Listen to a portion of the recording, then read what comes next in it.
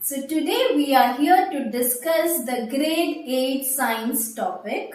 So before discussing the topic, let me introduce myself first. So I am Kiran Jyoti. I belong to the Silver City, Cuttack, which is in Orissa.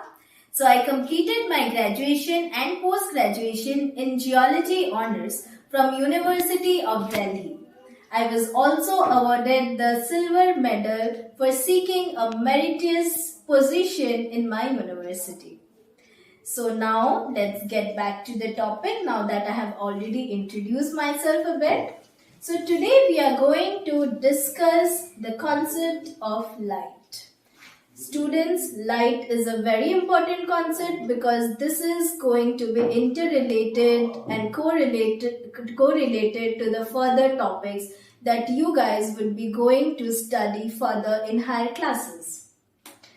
So the things that we would be covering up today would be introduction to light, the classification of the objects on the basis of light, and the properties of light.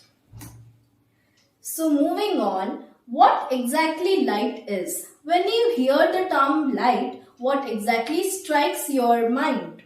Is light an object, a source, or a device? What exactly light is?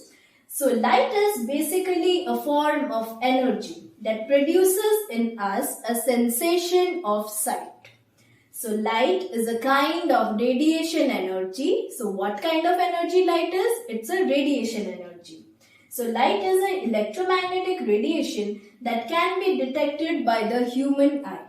So here we can see various sources of lights. Here you can see the sun, which is a natural source of light. Then we can see a candle, an electric bulb, the flame.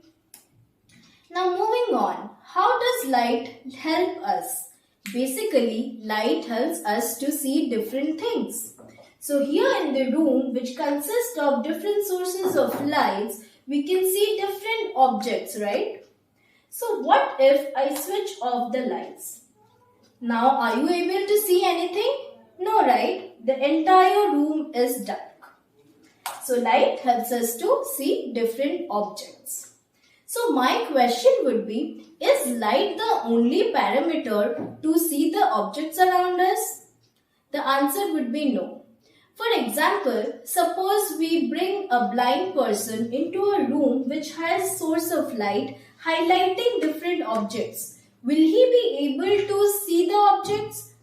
No. So for a complete vision, we need a complete package. The package consists of light, our eyes, and the brain.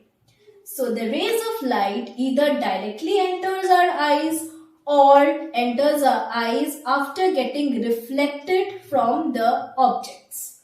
It enters the eyes. There are certain processes that takes place inside our eyes which we would be learning in our further classes, and with the help of optic nerves, the information is transferred to brain.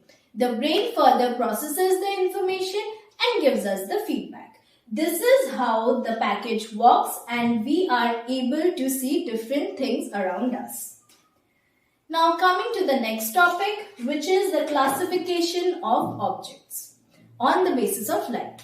So the objects are classified into two parts. One would be the luminous objects and the other one would be the non-luminous object. So what are exactly luminous objects? Luminous objects are the ones that produce their own source of light. They are the source of light. For example, the electric bulb, the sun, the fire, these produce their own source of light, and that is the reason they are known as luminous objects. Coming to the non-luminous objects, they do not produce their own light. They don't have their own source of light, and they are capable of reflecting light to our eyes coming from the luminous objects. Now the examples of non-luminous objects would be the books, even the moon. Moon does not have their own source of light. And here you can see the money. These things are the examples of non-luminous objects. So now if the luminous objects are producing light, whereas the non-luminous objects are not producing light, then how are we able to see the non-luminous objects? Okay, so the answer is the phenomenon of reflection. So by the phenomenon of reflection, we are able to see the non-luminous objects as well. So this is a source of light. It is radiating its rays 360 degree. Now when either the rays enters our light eyes by the direct source, or it gets strike on the object and the light source is reflected. So first the ray of light is incidented on the object, and then after getting reflected, it reaches our eyes. So this is the incident ray, this is the reflected ray which is entering our eyes, and this entire phenomenon is known as reflection. Okay? So now we are clear how we are able to see luminous objects as well as non-luminous objects. Now here in the picture you can see there are different sources of luminous objects and there are non-luminous objects as well. The electric bulbs are the sources of luminous objects, and here you can see the sofa, the table, these are the non-luminous objects, and because of reflection we are able to see the non-luminous objects as well. Okay, so now we will discuss the properties of light. So the first property would be the light is a form of energy. We have already discussed there are different forms of energy, the kinetic energy, the mechanical energy, the wind energy, and light is also a form of energy which is a form of radiation energy. Now the second one would be light always travels in a straight line. So light ray never bends. It always travels in a straight path. The last property would be light can fall